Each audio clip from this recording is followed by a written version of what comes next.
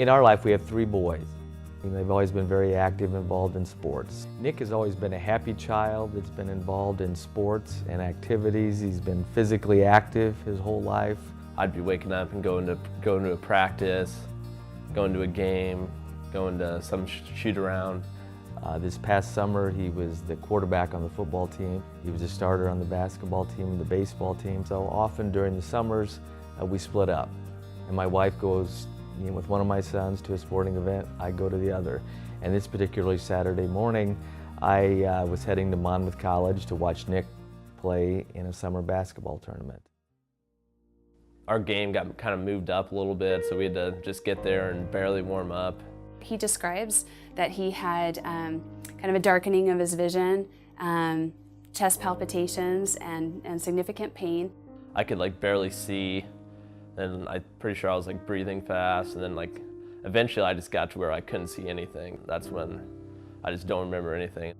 My phone rang, and I normally don't answer the phone, but I happened to look down and I didn't recognize the phone number, and so I answered the call. It was Darren Mueller. He said, Nick is, we just started and he just collapsed. My thought was, oh my gosh, he can't die today. I mean, he's a healthy kid. And I think he went down on one cord as they described it, and his coach saw him, ran to him, but then also there was this woman, she was wonderful, and I don't know her name, but she was on another court, and she was a parent who had recently been recertified or retrained in CPR and life-saving techniques. What I saw on the court, on Nick's court, was the game had stopped, no one was playing, all of the players had left the court, and Nick was down, and Bob was doing compressions. As I see him go down, I start to motion out of my chair, and I'm thinking he got hit in the head with an elbow or something like that. I'm thinking he might have got knocked unconscious. As I reach for my phone, Nick stops moving, and I can tell he takes his last breath, and his body goes silent. And I knew that wasn't what I was looking at. Immediately I thought, this kid just went into arrest. So I stood up from the bleachers because the first thing that came to my mind is, I'm CPR trained. He should not be by himself. I was thinking, Bob, he should not be doing that by himself. So I stood up and stepped off the bleachers and was headed that direction. And then Marty was sitting in a lawn chair next to the bleachers, and he was getting up at the same time, and we both took off running. I think the first thing I did was look at his pupils, and I checked his pulse, his carotid pulse. I noticed there wasn't any. Bob was already doing the compressions, so we stopped and I gave him 2 quick breaths, and then Bob continued to do CPR. As soon as the AED shows up, I'd start taking the pads off. Our ultimate goal was to get the shock, because that's what would change Nick's heart the most. And when he came back, it's like, I almost like somebody startled him out of a sleep, a deep sleep. That's what he looked like. And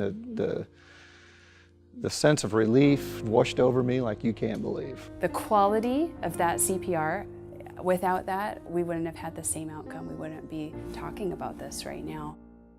My heart stopped on the Saturday, and I think I had the surgery on maybe the Wednesday or the Thursday of that week. Well, they just told me it could act as a pacemaker or as a defibrillator, and if I ever ran into any problems, it would be able to save me. With that, there are many life changes for Nick. It's hard to hear, you won't be able to do this or this or this. Dr. Albaro and Dr. Chan also were very understanding that this is very hard for a young person and a family to experience this and then to deal with the changes. Life presents us with moments like these that are, suddenly everything changes, and it definitely did for Nick. At the time he was faced with that challenge, there were people present who had the experience and the training to take the right action at the right moment with the right equipment. And they definitely made a difference. They saved his life. So how does the Heart Association affect my work every day here? Well, all the advances, all the science that we have can be pointed back as an origin because of Heart Association in some part supporting a scientist saying, you know what, I think that's a problem. We need to understand that better, so therefore let's investigate that. But I need financial support. and the Heart Association has been there to help with that.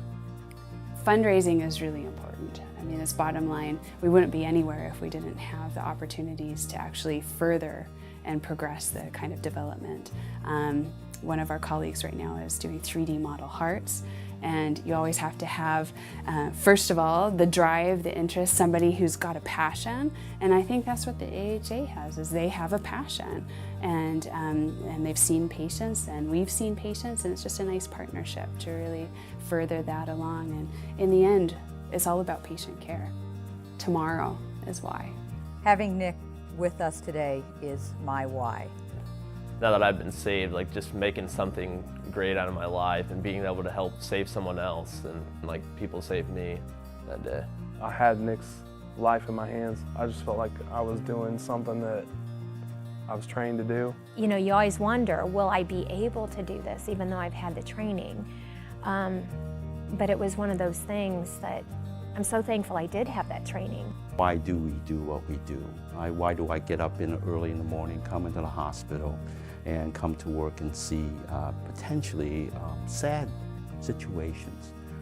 The reason is the fact that I think I have an opportunity that's been given to me that will make an impact in someone's life.